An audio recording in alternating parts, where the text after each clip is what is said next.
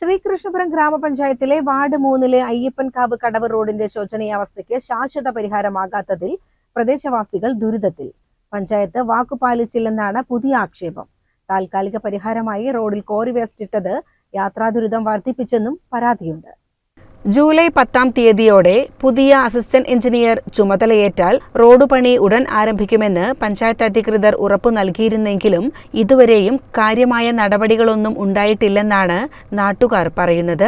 CCN channel റോഡിന്റെ ദുരവസ്ഥ report ചെയ്തതിനെ തുടർന്ന് പഞ്ചായത്ത് പ്രസിഡന്റ് സി രാജികയും വാർഡ് മെമ്പർ ദ്വാരകനാഥനും നിലവിലെ AE സ്ഥലം മാറിപ്പോയതിനാലാണ് പണി വൈകുന്നതെന്ന് അറിയിച്ചിരുന്നു. എന്നാൽ വാർത്ത വന്നതിന്റെ അടുത്ത ദിവസം തന്നെ പഞ്ചായത്തിന്റെ നേതൃത്വത്തിൽ താൽക്കാലികമായി കോറി വേസ്റ്റ് റോഡിലിട്ടിരുന്നു. ഈ താൽക്കാലിക പരിഹാരം പ്രദേശവാസികളുടെ യാത്രാദുരിതം വർദ്ധിപ്പിച്ചെന്നാണ് പരാതി.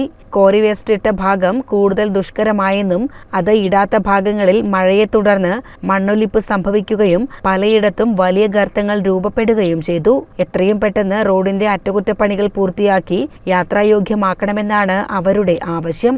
CCN കടമ്പഴിപ്പുറം.